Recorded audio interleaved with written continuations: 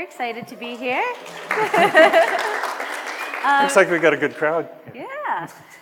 So in keeping with the theme of the conference, we wanted to resurrect one of our favorite James Bond theme songs, so we made a little video.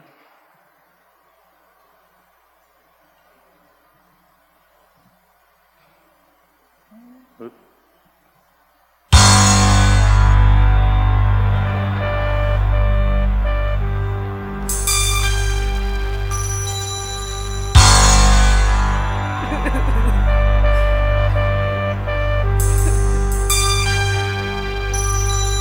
For your eyes only, assessing scenarios on the fly.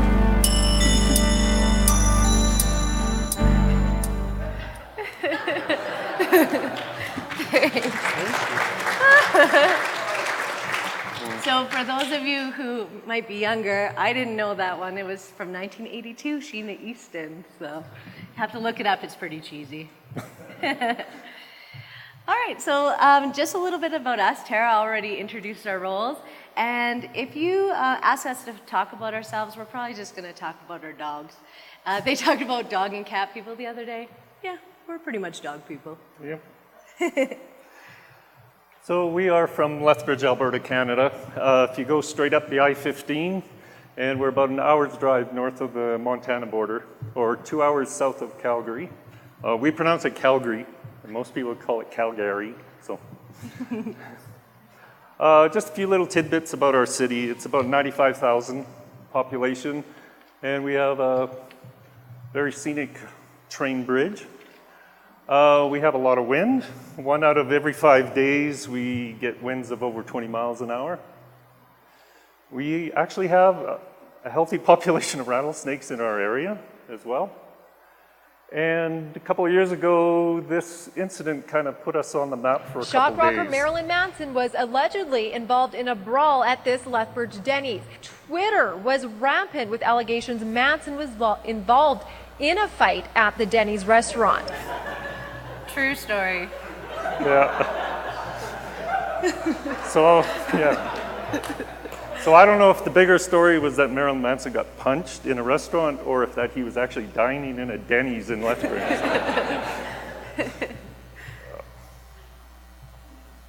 So a little bit about Lethbridge College. We are actually celebrating our 60th year this year. We are a modest-sized college. We've got just over 4,000 full-time students. We just completed our 3rd full year of Canvas, and not looking back, we just actually did an instructor satisfaction survey, and we had really positive results. Around 90% of the faculty are satisfied or very satisfied with using Canvas, so that was pretty impressive to see. We've been delivering the Justice program for almost 50 years, so it's a very well-established program, and that is part of our talk today is dealing with the Justice program. So I'm going to turn it over to Erin to talk about the project. Okay, so yeah, we're going to talk about assessing scenarios on the fly in context of a project. And our project was to redesign the police cadet curriculum at Lethbridge College, and to do so in a competency-based model, which was a bit of a challenge because it is a cohort-based, but they wanted to be assessed using competencies and a mastery model. So what we did is we partnered with local police services. There was 3 or 4, plus the RCMP, which is the Mounties in Canada. And we developed a set of competencies that they wanted the police cadet graduates to have when they left school. So this was truly a program that was designed with police, for police, by police. We involved them in everything from the curriculum design to the assessment design as our subject matter experts. So previously in cadet training, that top model shows how it used to go. So they used to come into the program, and this is before they're on the streets. They would do courses, so they might start a law course and learn everything they needed to learn with law. And then they'd move on to another course and another. And then at their end, there might be some sort of test, maybe scenario, maybe not. And it was really hard for them to remember what they originally learned in those first courses at the end. So the way that we decided to remodel it was to take some common calls that police encounter when they first start. For example, a mischief call, possibly an assault or an impaired, to break those courses apart and to deliver them in the classroom in the context around a scenario, and then to test them in a live scenario at the end of it. And this led to a spiral curriculum approach because the scenarios started simple. The very first one was a counter scenario where they had to come in and help a client, and they got tougher and more stressful and more intense all the way until their capstone one, which was an impaired call, which is a very complex call for a new officer. So they were working to mastery with these changing conditions. So when we met with the police groups, they decided on 10 competency groups, and they developed a dictionary of competencies that they wanted those cadets to have by the time they left school. So this big dictionary was definitely probably about 10-15 pages, and this is one of those 10 categories, community policing. Within there was anywhere from 2 to 6 competencies, and within the competencies they had critical tasks.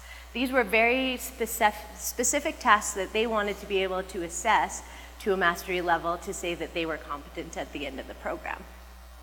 So here's a picture of us curriculum mapping. Jim, my colleague, is wearing different clothes in those pictures because it took us a few days to do this. The circles represent the different courses, and then we mapped all of those tasks into the courses so that we knew where the students would practice them, how many times they'd get a chance at that before working to mastery. And this is what we ended up with. So we ended up with 11 courses, starting with that client-centered service one, the counter scenario, working into a mischief, a disturbance, theft, all the way until the impaired. On the right, you'll see our second set of competencies that we had to work into the program, and those were called the police sector, and they got kind of nicknamed the character competencies. They're those soft skills like teamwork, interactive communication, and these, I think, would be really applicable to almost any industry, really, not just policing. So after the mapping was done, we had to make this work in the college. So we attached some credits and our credit hours, official course names and course codes, and we left the names of the courses purposely kind of vague so that we could swap out scenarios for different police services based on their needs. So that's just a little bit of background on the project. Yeah. So now that we had all the course content gathered and the mapping of the outcomes were complete and the structure of the courses were developed, the next thing was to put everything into Canvas and put it all together. But there was still an outstanding question that the team had. So Erin came to me and asked, Lorne, how am I going to put all these competencies into the outcomes tool? And I said, excellent question, Erin. As a matter of fact, I learned about outcomes and putting them in Canvas at a session at the conference last year. So we talk like that to each other all the time. So at this point, I just want to give a shout out to, I hope I get this right, the University of Texas. They did a session last year at this conference called Outcomes and Accreditation, the Good, the Bad, and the Ugly. Did anybody actually attend that? Okay, yeah. Yeah, so we gathered a lot of good information. So they kind of gave us some do's and don't kind of points and stuff of how to put outcomes and set them up in Canvas. So we followed a bit of that. That session is online if you want to search for it, if you want to get into deeper detail. So I'm not going to get into super detail about it because it already exists in that session, but I'll go over how we approached it. So what we did is we actually put the outcomes on the sub-account where the courses were in. 2 reasons for that was because we could actually run an administrative outcome report then, and also that the outcomes could be shareable amongst different courses. So what we did is we took the industry competencies, we built folders for each of them, and then put the outcomes that were mapped accordingly within those folders. And we coded them, so for example, the first one Community policing, we use CP as an abbreviation, and then 01 is the first competency, etc. And then each competency or outcome as we built it, we just give a brief description of it. And then we made a scale, and this took a lot of conversation to get to where we did with this, but we ended up with a 1 to 10 scale, or a 0 to 10 scale, 8 being mastery, 9 and 10 being mastery with distinction, and anything below 8 was not yet mastered. The reason why it ended up being like this is that the police service wanted like a broad range so they could actually pinpoint where a student was if they didn't master it yet. So for example, if a student scored a 1, that means they pretty much bombed it and needed a lot more work to achieve mastery. As opposed to a 7, they were probably close to it, but maybe they just missed one component, but it would have been an important component to achieve mastery. So they could kind of see where a student laid in the scale there. One of the reasons they wanted that level of detail is they were making hiring decisions based on where they fell. So a cadet is selected and trained and then hired at the end if they're successful. So. Okay. And another reason, these outcomes were used multiple times throughout the courses. So some outcomes could be used like 10 to 12 times. So they could also see if there was an actual progress in the student's development. Or if they were stuck in a certain area. The calculation method, I'm not going to go too much in detail with this. Police service actually wanted an overall average, whether they mastered or not mastered, and there wasn't really a calculation method that did that. So we didn't use highest score or latest score. We ended up with a number of times, and we just set it to 1. So if it was mastered, then it would go into the grade book.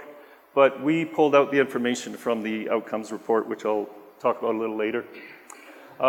In hindsight, we could have probably used the decaying average and kind of calculated some numbers there to make it work for us, but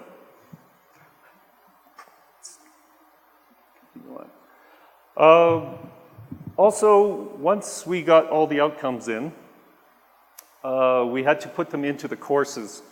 So in order to do that, we'd have to go into the courses, go to the outcomes, and then you'd have to search for these outcomes because they were on the sub-account level. So once you did that, you'd select them and then just import them into the courses. And once that was done, we started building the rubrics for all the assessments. And they were all outcome-based, so we just added all the specific outcomes to the rubric that applied to those assessments. Did I skip it? Oh, yeah, go back one. Okay. Thanks. Okay, when we started building our Canvas modules and our course structure, we decided to build all 11 courses inside of one Canvas shell.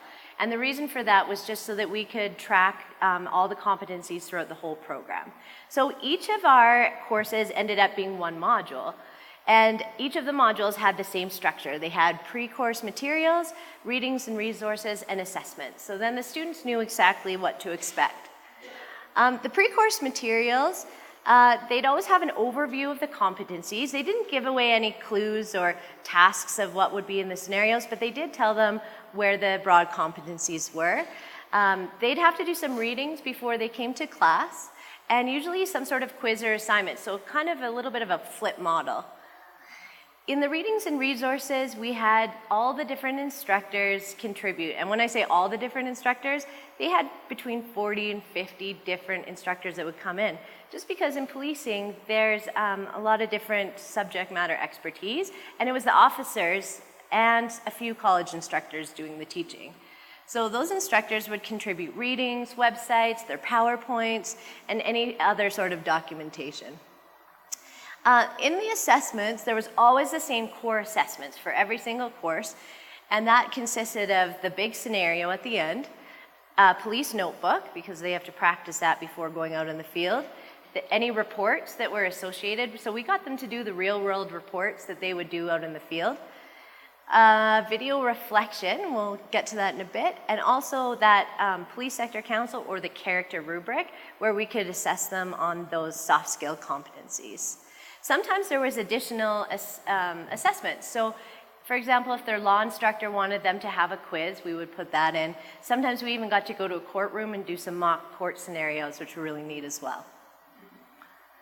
So in our scenarios, we have 3 phases. The phase 1 is the scenario itself, where the cadet comes in one at a time, and sometimes in partners, and they would perform in the scenario and react to the situation in front of them. The second phase is the assessor deliberation, and that's where they did their scoring, and then feedback. So our scenarios were quite a production. There was a lot of preparation. We'd prepare props, we'd set up a scene the night before. We hired professional actors to come in that are actually trained in this type of acting. You can see the 2 young actors up against the police car, and it's our cadet that's speaking with them. Consistency was huge, so we had to make sure that they were really tightly timed for fairness, because it was a summative assessment.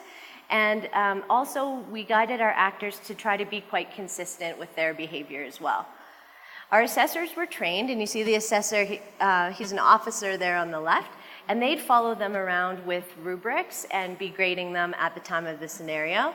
And we were really lucky at our college, we have an AV team, and the man with the camera there would come in and he'd mic them up and mic up the actors and videotape them. And this was an amazing form of assessment as well, and reflection. So in our phase 2, deliberation, the cadet would leave the room and they'd go with the actor, and the actor would actually give them a little bit of feedback on their communication style and things like that.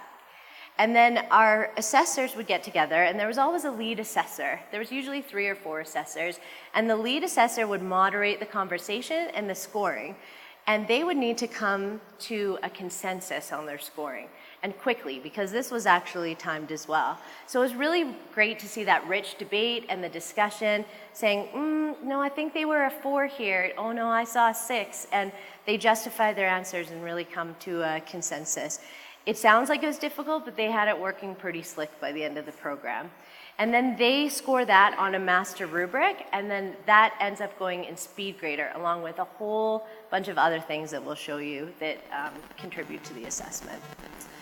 So once that phase is done, they call the cadet back in, and they give them feedback. So they get feedback from all assessors, some positive, some constructive. We encourage that cadet to take notes. And we also had someone that would record the feedback so that it could go back into SpeedGrader. All of that is uploaded to Canvas, so the grading tools, the rubric, the feedback, and everything goes right back in, and it goes in fast so that they could go home right away and see how they did. One of those scenario days look like from the perspective of the different roles? We developed a curriculum alignment framework that created objectives for each and every one of the 11 different courses that were designed for the cadet program. Each course could last between a week to 2 weeks, and as a result of the course being developed, we had to determine a way to test for those or assess for those objectives. The scenario was written and scripts were created for actors to allow the cadets to demonstrate in real time and in real circumstances what they have learned through the course of the week of the instruction. Were they going to take the next steps? Were they going to take the appropriate steps? Could they think on their feet and apply the law that they had learned? These scenarios have been actually extremely beneficial. The first time I walked into my scenario, there was at least 6 people in the corner. It was a small room, and I'm not gonna lie, I couldn't stop thinking about the people that were watching me. But as time went on throughout the scenarios, you forgot everybody was there. You just went in, you did your job, and you did the best you could based on the training that you were given. And I think that's fantastic, because you can talk about policy, you can talk about procedure so much, you can take lots of notes, but it's nothing until you actually get in the real scenario and you have to start thinking and applying, right? So I think it's a fantastic experience, and I think it should be part of the program. Just as a general member of the public, starting the program, you have very little picture or knowledge of what it would actually look like and in different situations and different opportunities that you're presented. So the opportunity to learn in a theory setting in the classroom what you need to do, what process you need to take, and the opportunity to apply that then into a real life situation is helpful because it gives you a picture of what it might actually entail in the street. One officer used a description of how do you expect someone to draw a certain picture if they've never seen it before. So it's exactly that. I can speak to anyone in my class. It's helpful in many areas to learn what your strengths are, what your weaknesses are, what you need to grow, and how to build on it. So very helpful. Well, I really try and give individual feedback because no two cadets are going to experience this, or are going to experience even the very same scenario. They're going to bring their personality to it, and so something that somebody might say, in the way that they say it, I can give them direct feedback and say, okay, you know, you said this in a way that really, like, that seemed reasonable, and I was able to listen to you, or, you know, or being able to give feedback that's like, something you should be aware of is you come across this way. Maybe keep that in mind. So yeah, I get to kind of tailor make it to each person. It's the one kind of acting job that I'll do that actually seems, that could actually save a life, theoretically, one day. We could do it here, and they could just sharpen up reflexes that they can take into a real world situation. So the assessment process for us essentially involves 3 randomly selected assessors who have been trained to assess and mark via rubrics. So each assessor will mark with the rubrics, and then from there we have a deliberation amongst the assessors, and we come to a final grading on a master rubrics for that particular cadet. With the assessment process, we also have a feedback portion, which the assessors bring in the cadet after the practical scenario, and we could go through some positives and some room for growth and development of the cadets. When we first started this process, they didn't have a lot of confidence, and they weren't certain on how to apply the laws, the charter, and spatial awareness, officer safety. Since that time, they've taken what they've gleaned from that earlier scenarios, taken the feedback, and they put that into play for these future scenarios. And as the scenarios have gone on, we've noticed a significant improvement. Canvas has been really good because, again, every day in class and instruction period, there's a theory that you go through, a PowerPoint, different parts of the criminal code, and at the end of the day, if you missed anything in your notes or you had any questions, you can always refer back to that material, and you can see exactly what you need to build on, where your weaknesses are, as well as you can see through your marks in that feedback from the instructors of where your weaknesses are and where your strengths are, again, to know where you need to put more emphasis on going forward. So it's a very helpful tool. Great. Yeah, our AV team does a really nice job with videos and stuff. So like Stephen, our cadet, said, Canvas played a huge role in this program. Even though it was taught face-to-face, both the college and the police service worked inside of Canvas. It was a great way to communicate, and the students always had enough feedback so that they knew how close to mastery they were. So we entered those master rubrics into Canvas, as well as any of the comments from the assessors after the scenario, and we did it quick so that they could know how they were doing. We also took the hard copy of that master rubric because it had a ton of feedback on it, and we uploaded that directly into Canvas so that they could see that. And in SpeedGrader, they have that little attached file, so it was easy to do.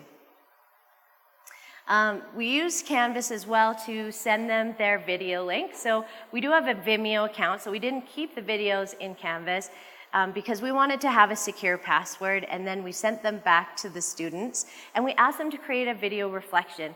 And this was really where everything came together in Canvas. They were able to see that feedback and their scores, watch their video, and then they were able to really learn and turn it around. And we saw time and time again how quick they learned and how fast they adjusted. It was amazing.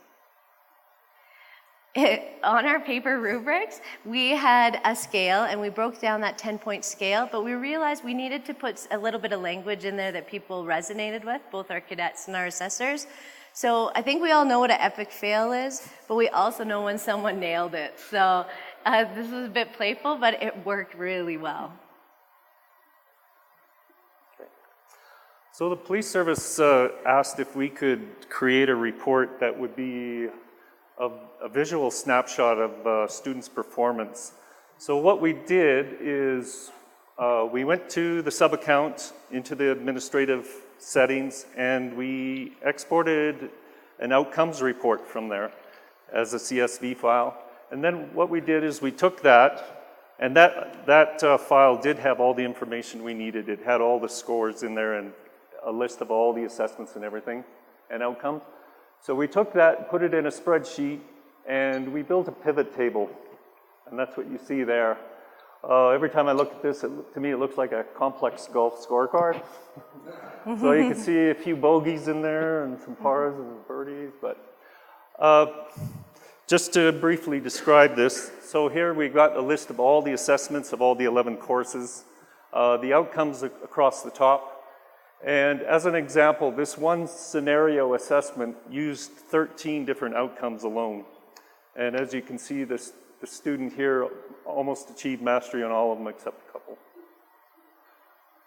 And for another example, one outcome could be used several times. So here it's been used 9 times in 9 different assessments. So things that worked.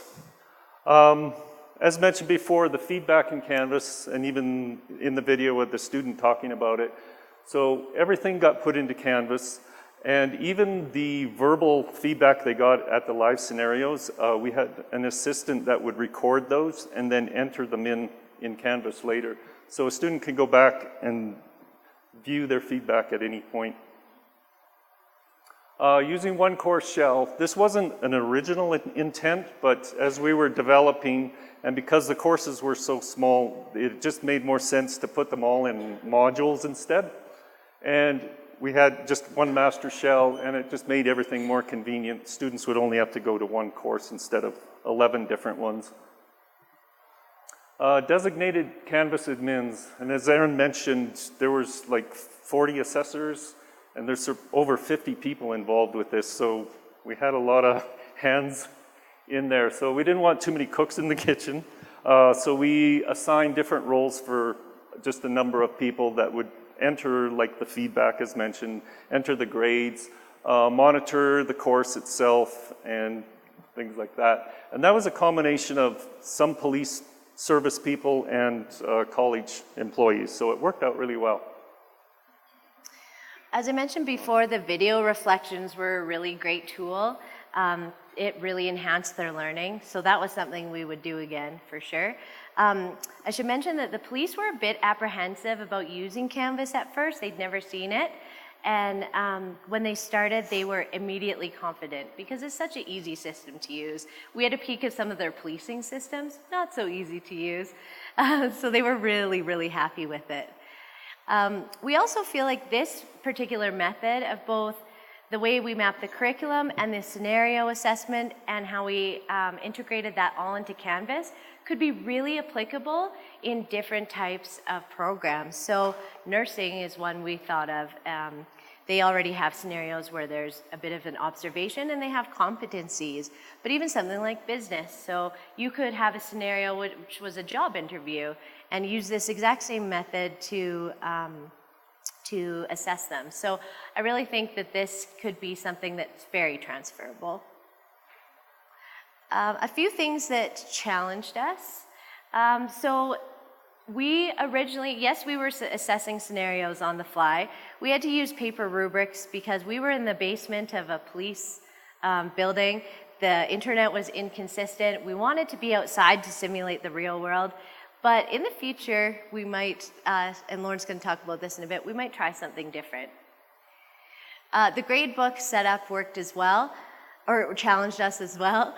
It was, we took all the courses and we put them in the grade book groups, and we just had them kind of at all the same percentage. So we had them all at 9% and the capstone at 10%.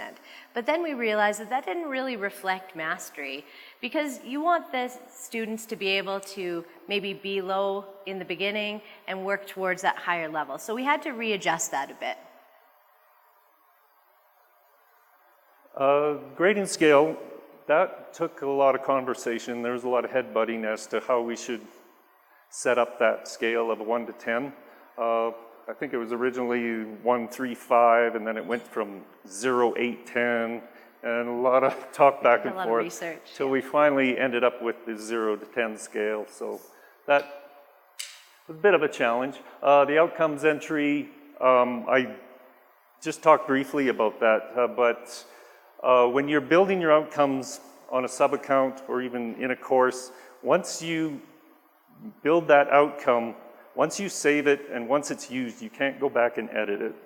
So you have to make sure it's right from the very beginning. So you have to put in that extra work at the beginning.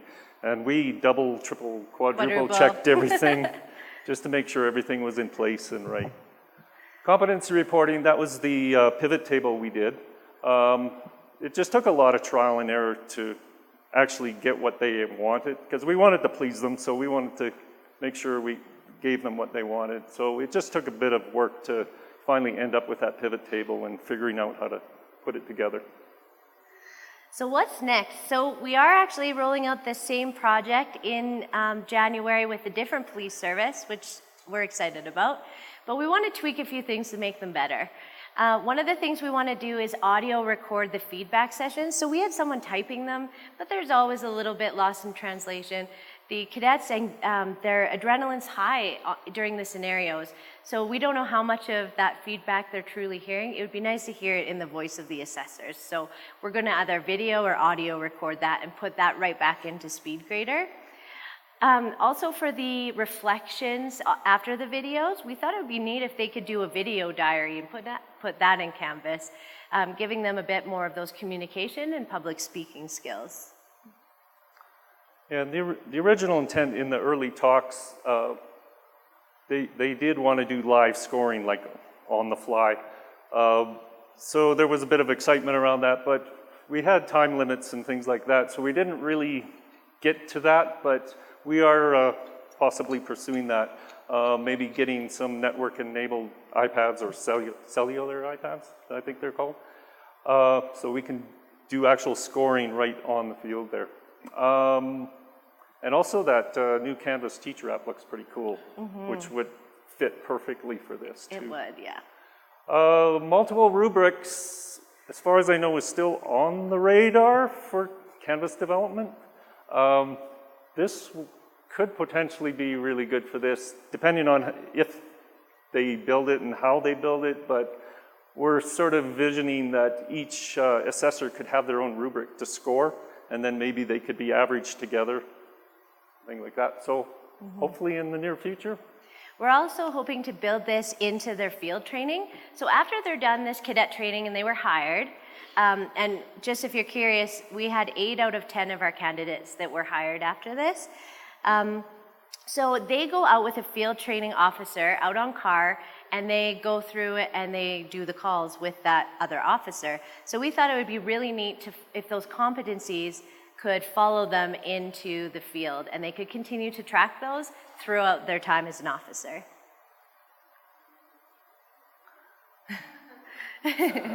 So, yeah, those are our dogs again. That took a while to get them to sit. And then our mannequin, Manny, in the middle. But do you guys have any questions for us? Yes. The question was, will we share this presentation? Yeah, I think they're all uploaded, if I'm correct, all of our slides to the Canvas.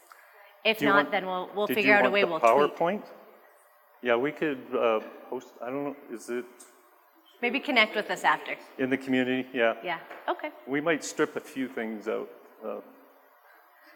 Like the Lethbridge College jokes. stuff. Yeah, Seriously, Lethbridge is a really nice place to live. it is. We're making fun of ourselves. The Denny's. Yeah, go ahead. Forgive me if you already mentioned this in the presentation, but there are a few video tools that allow assessors to make comments on the time limit of the video. Can you experiment or use any of those? Repeat the question. So the question is, there's annotation tools inside of some of the video apps within Canvas. Are you talking about ARC or? ARC can do stuff? And yeah, no, we haven't explored that, but that's a really great idea. I think that's something that we could build in. Because if the scenario was filmed, they could stop and say, okay, look here, this is when this might have gone wrong, or, yeah. Well, thanks for this. That's more of a suggestion. Thank you. Yep. Is there an agency or an entity that establishes standards? Is it RCMP, or do you have an additional, like, police officer standard training board or commission that sets a standard that you gotta follow for curriculum? That's a great question. So is there a governing body for the standards for police training? In Canada, we do have our RCMP. They're all throughout Canada, and they have training standards, and they're only in certain areas of Canada. So Western Canada all trains in Regina, and they do have their curriculum, and we took into consider their curriculum, or into consideration, because they do that scenario-based as well. Local police, no, there is no kind of governing body. They're trying to get together. They develop those police sector council competencies, so not the industry ones, but the other ones. So those are largely what we built upon, but we had to get into the more granular tasks because they were at the very character level. So they're working on that. Our program has actually become, the Solicitor General has come down to check it out, and we might be named as a training site for places. So we're really excited about that. Yep. So if a student really underperforms, do they do the same scenario again? Do you create a new scenario? So the question is, if a student doesn't do well or is unsuccessful in the scenario, what next? So we did have some remedial packages available and some training for them. If it kind of depended on the context. You'd expect them to maybe do better with each scenario, but they got more stressful, so that really wasn't always the case. So there was officers and training people designated to follow up in those cases, and they were able to get them the remedial help they needed. So the two that actually did not end up getting hired, it was not our curriculum that they weren't successful in. It was a bit of a different area because they still had hard skills outside of this program. So that would be their, the officer safety, so fighting, shooting, phys ed, and driving. So those hard skill courses were outside of this curriculum. Yeah, I did. Yeah. Any other questions? Yeah? I was wondering if you experimented with the learning mastery gradebook at all, or if you just kind of use the pivot table in place of that. I'll let Lorne speak to that one. So the question was, did we use the learning mastery gradebook? It didn't have enough information that we required. Because the police service were very picky about what they wanted. So there was some good information in there, but it just wasn't set up for with all the assessments and all the outcomes. So yeah. We really needed to be able to But we did drill look at down. it, but it just wasn't enough. So. Any other questions? Yep. Yeah. For all the outcomes, did you manually enter the outcomes, or magically upload them? many you can probably hours tell did by it my take? face what the answer to that. So the question was, did you manually enter them? Yeah, I think it took 27 hours because there was 10 competency, 19 competency groups, 10 competency groups, 49 competencies, and 238 critical tasks. So, yeah. And there's no template you can use to import, so. But now that they're in there, we can reuse them. Yeah. And a lot of those, like I said, the character ones, you could use those in other programs entirely. So it was kind of, we had to put in the work at the beginning. That's what, just to put that time and effort up front and make sure you got everything in place, yeah. So that's our time, but thank you very much. Yeah, thank you. Yeah. Thanks. If you guys have any questions, we'll hang out for a couple minutes.